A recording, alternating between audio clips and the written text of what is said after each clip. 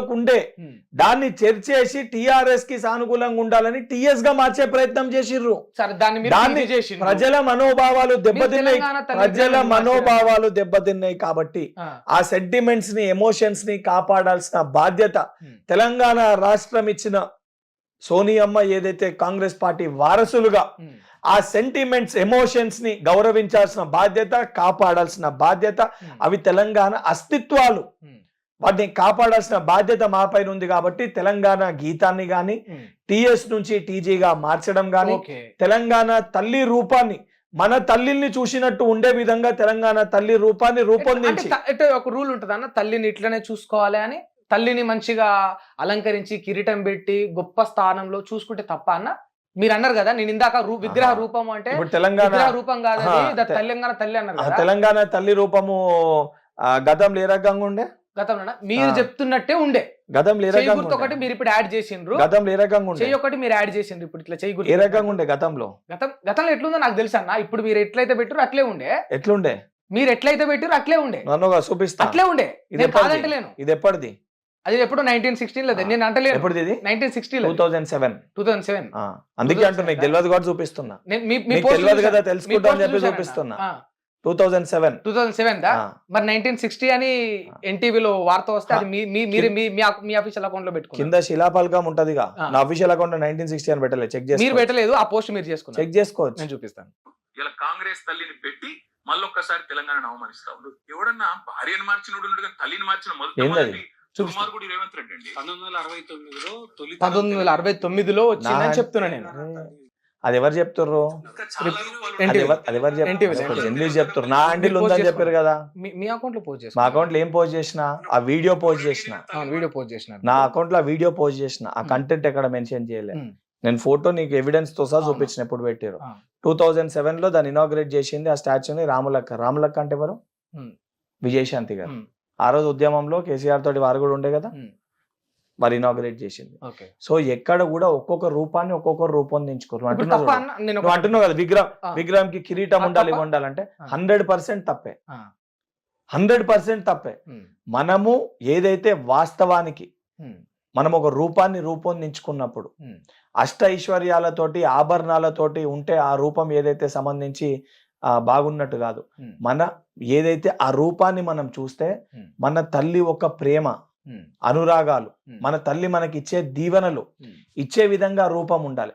వాస్తవానికి తెలంగాణలో ఉన్న తల్లులు ఏ రకంగా వారు అలంకరణ మనకు ఉంటుందో, అంటే మన యాక్చువల్ మన చీర కట్టే విధానం గాని, మన తల్లులు ఆ పౌరుషంతో ఏదైతే సంబంధించి సాకల ఐలమ్మ గాని వీళ్ళందరూ కానీ ఆ చీర కట్టే విధానం గాని, ఏదైతే దానితో పాటు ఆ మెడలో వేసే కడమని అంటాము, లేకపోతే ఆ మెడలో వేసే కంట ఏదైతే ఉంటారో అది తెలంగాణ దానికి ఒక అంటే జనరల్ గా ప్రతి ఒక్కరు కూడా వేసుకునే ఒక ఆభరణం అది.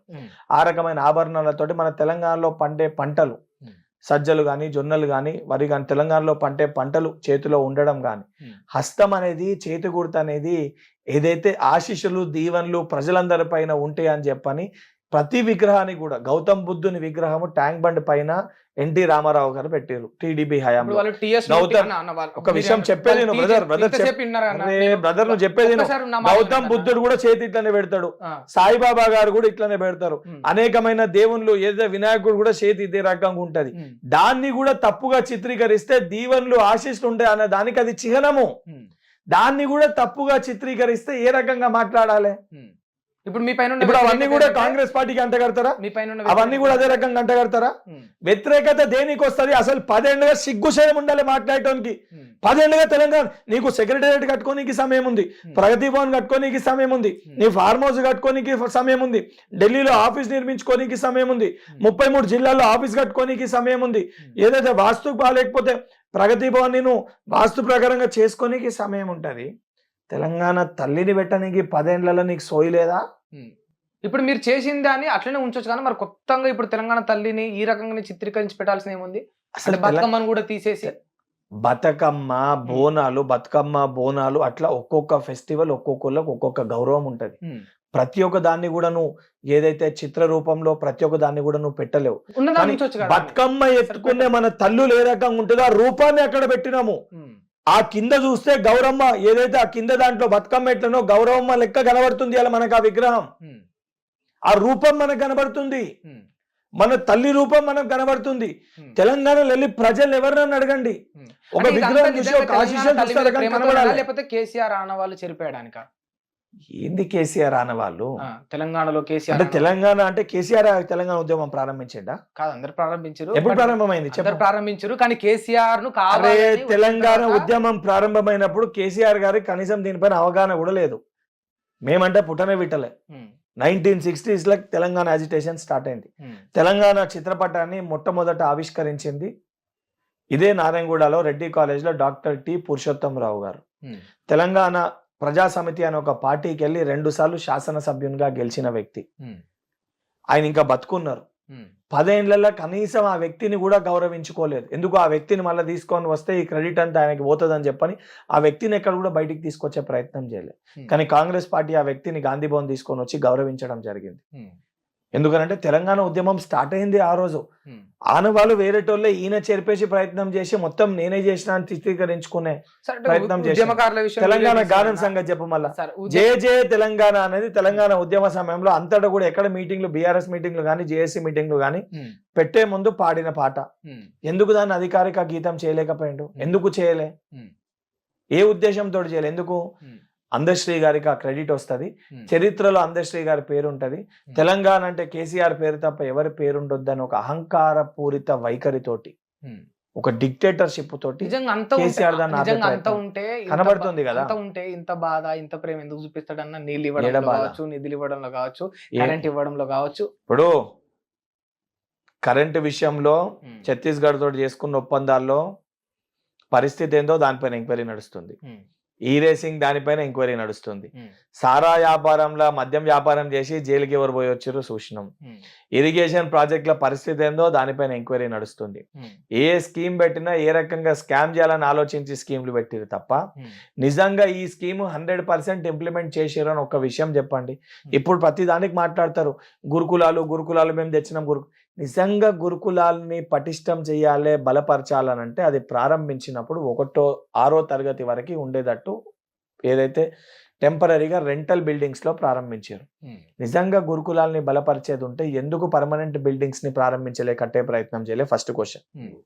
సెకండ్ది, 6వ తరగతి వరకు ఆలోచించి తీసుకున్న గురుకులాల్లో ఈరోజు 10వ తరగతి 12వ తరగతి వరకు పిల్లలు చదువుతారు.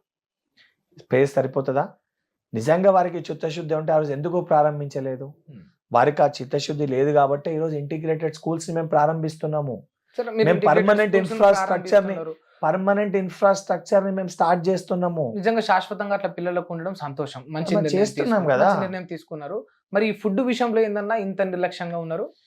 ఇప్పుడు ఫుడ్ పాయిజన్ ఇన్సిడెంట్స్ అనేటి ఇప్పుడు నిన్న కూడా అరే ఇప్పుడు కాంట్రాక్టర్ సంబంధించి ఎక్కడైనా ఫుడ్ పాయిజన్ ఇన్సిడెంట్ జరిగిందని అనుకో, గతంలో కూడా జరిగినప్పుడు మేము ఎందుకు పోరాటం చేసినాము?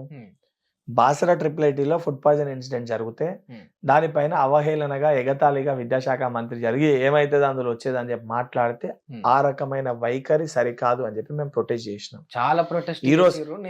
ఈ రోజు ఎక్కడ ఫుడ్ పాయిజన్ ఇన్సిడెంట్ జరిగినా నువ్వు ఏ కేసు అన్నా తీసుకో, ఎక్కడ తప్పు జరిగిందో సంబంధించిన అధికారులపైన ఇమీడియట్ గా యాక్షన్ తీసుకోవడం జరిగింది. సంబంధించిన అధికారులని ఇమ్మీడియట్ గా వాళ్ళపైన యాక్షన్ తీసుకోవడం జరిగింది. తీసుకున్నామా లేదా సంబంధించి అక్కడ ఉన్న మా పార్టీ ప్రజాప్రతినిధులు, అది భువనగిరి గాని మక్తల్ గాని ఎక్కడున్నా ప్రజాప్రతినిధులు అక్కడ వెళ్ళడం జరిగింది. 1-2 సందర్భాల్లో అక్కడ ఉన్న ప్రజాప్రతినిధులే ప్రైవేట్ హాస్పిటల్ తీసుకొచ్చి కంప్లీట్ గా వైద్యం కూడా వారికి అందించడం జరిగింది. ఇది వాస్తవం. సరే, నేను దాన్ని జరగలేదు, ఎక్కడ కూడా ఇబ్బంది లేదంటలే. 100% ఇమీడియట్ గా ఈ రకంగా జరుగుతుంది కాబట్టి ఆ కాంట్రాక్ట్స్ అన్నిటిని కూడా రద్దు చేసి ఏదైతే దాన్ని స్ట్రీమ్ లైన్ చేయడానికి సన్నబియ్యాన్ని అందించి దానికి కూడా ఒక స్ట్రీమ్ లైన్ చేయడానికి అటువంటి ప్రాబ్లమ్స్ అన్నింటినీ నిర్మూలించాలనే ఉద్దేశంతో విద్యాశాఖను కూడా ముఖ్యమంత్రి గారు వారి దగ్గర పెట్టుకోవడం జరిగింది. 100% అవన్నిటిని కూడా స్ట్రీమ్ లైన్ చేస్తాం. అంటే యాక్షన్ అంటే ఏ విధంగా తీసుకున్నారు? వాళ్ళ మీద కేసులు పెట్టి సస్పెండ్ చేశారు, కేసులు నమోదైనాయి, సస్పెండ్ కూడా చేశారు, వాళ్ళ విధులకు వెళ్ళి కూడా తీసేశారు. ప్రొసీజర్ ఏ రకంగా ఉంటుందో ఆ ప్రొసీజర్ ఫాలో అయ్యి దాని ప్రకారం జరుగుతుంది. కానీ మంత్రి సీతక్క గారు మొన్న మాట్లాడుతూ ఏమన్నారంటే ఇదంతా కూడా బీఆర్ఎస్ అనుకుంటే కుట్ర చేసిరా అంటే 1-2 సందర్భాల్లో ఇప్పుడు బీఆర్ఎస్ పార్టీ ఉద్దేశపూర్వకంగా కొన్ని జరగని వాటికి కూడా లేని వాటికి కూడా దాని ఇబ్బందులు పెట్టి చిత్రీకరించే ప్రయత్నం చేస్తారు. అది లగచర్ల ఇన్సిడెంట్ గానీ, సిరిసిల్ల కలెక్టర్ గురించి మాట్లాడడం గానీ, గురించి మాత్రమే మాట్లాడుతున్నారు. బ్రదర్ నేను నీకు చాలా స్పష్టంగా కూడా చెప్తున్నావు, ఓపిక ఉండాలి. నాకు ఓపిక ఉందన్న, మరి ఓపిక ఎంత ఉన్నప్పుడు చెప్పినా నేను కూర్చొని ఓపిక వింటున్నా. ఉన్నప్పుడు చెప్తున్న విషయాలన్నింటినీ కూడా వాళ్ళకి ఆ నేను ఉద్దేశం ఏమన్నా అంటే వాళ్ళకి ఆ actually నా matter ఉద్దేశం ఏమన్నా ఉంది అంటే, కాబట్టి సీతకి ఏమన్నా అంటే ఫుడ్ 100% పాయిజన్ చేస్తారు. ఓన్లీ ఫుడ్ పాయిజన్ 100% చేస్తారు, లెక్చర్ లేదు కాదు 100% చేస్తారు, బీఆర్ఎస్ వాళ్ళు చేస్తారు. చేస్తారు. ఎందుకనంటే అంటే వాళ్ళ హయాంలో జరిగినప్పుడు మీరు ఆ చేసినట్ట? కాంట్రాక్టర్ అన్న, వాళ్ళ హయాంలో జరిగినప్పుడు మీరు ఏం చేసినట్ట? చెప్తున్నా ఇప్పుడు నీకు అదే చెప్తున్నా, వాళ్ళ హయాంలో జరిగినప్పుడు మేము చేసినట్ట, మా హయాంలో జరిగినప్పుడు వాళ్ళు చేసేది అనేది డిపార్ట్మెంట్ ఎంక్వైరీ చేస్తుంది, బయట పెడతాం తొందరలో, టెన్షన్ ఏం పడకు.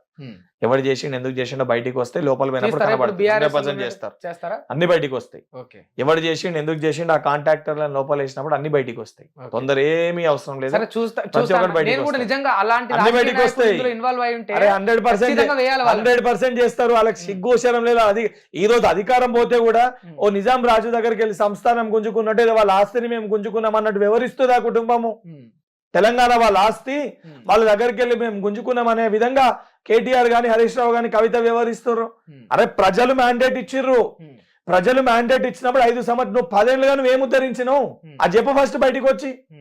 ఐటీ ఎంత సెక్టర్ ప్రజా- డెవలప్మెంట్ చేసిరు, ఏం నీళ్లు చేశారు? తెచ్చిరు, నిధులు తెచ్చిరు, బానే ఉన్నది కన్నా ఎక్కడ కూడా నీకు అంటే ఇంత- కాదు, 10 ఏళ్ల కాలంలో మళ్ళా నేను ఒక మాట నీకు సేమ్ చెప్తాను. సబ్జెక్ట్ చెప్పిన సేమ్ సబ్జెక్ట్ వద్దు, మళ్ళీ సేమ్ ఏ సబ్జెక్ట్ స్కీమ్ వద్దు. లెవెల్ ఏందో నీకు చెప్పినా మీరు చెప్పిండ్రు, మళ్ళీ చెప్పనా నీకు అదే 10 ఏళ్ల కాలంలో వీళ్ళపైన ఎంత వ్యతిరేకత వచ్చింది, మీ పైన అంతే వ్యతిరేకత వచ్చింది. దీన్ని మీరు అవునా అంటే ఈడ నన్ను కాదా? అసెస్ చేసినావా? లేదు, జనాలు చెప్తా అంటే అసెస్ ఉన్నారు, చేసినావా? మీడియాలో ఉన్నా నేను చూస్తా ఉన్నా. బ్రదర్ ఒక విషయం ఒకటి చెప్తా, ప్రజలకి ఇచ్చిన గ్యారంటీల పైన మేము బాధ్యతతోటి వ్యవహరిస్తున్నాము.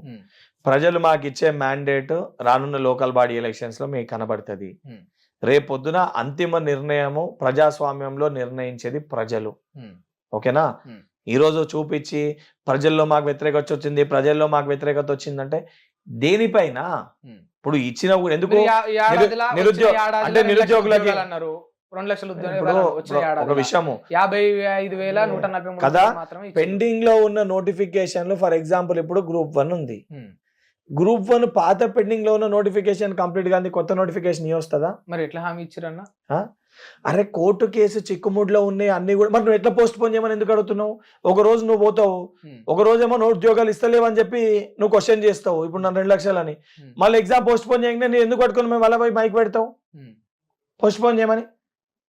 ఇప్పుడు ఉద్యోగాలు ఇయ్యమన్నోనికి నువ్వు మైక్ పెడతావు ఇస్తలేరని, ఇచ్చినాక పోస్ట్ పోన్ చేయమని ఒక వ్యక్తి కూడా నువ్వు పోయి మైక్ పెడతావు. ఎందుకు పెడతావు? చేయమన్న వాళ్ళ దగ్గర ఎందుకు పెడతావు? తప్ప పోస్ట్ పోన్ ఎందుకు పెడతావు? మళ్ళీ మేము పోస్ట్ పోన్ అది ఎందుకు రెండు ఎందుకు చూపిస్తావు? మాకు రివ్యూ అది తెలియదు ఎందుకు చూపిస్తే కారణం ఎందుకు తెలుసుకోవాలి కదా అన్న. పబ్లిక్ కి వాస్తవం తెలియజేయడం కదా, మా బాధ్యత అన్న. నీ బాధ్యత ఏంది? వాస్తవాలు తెలియజేయడం తెలియజేయడం వరకే. కదా. పోస్ట్ పోన్ చేయమని ఎక్కడ మా అనలేదు. బాధ్యత ఏంది? మా బాధ్యత ఏంది? ఇచ్చిన హామీలు ఇచ్చిన హామీని నెరవేర్చడం మా బాధ్యత. నెరవేర్చే భాగంలో ఎగ్జామ్స్ కి సంబంధించి 30 రోజుల గ్యాప్ కావాలి.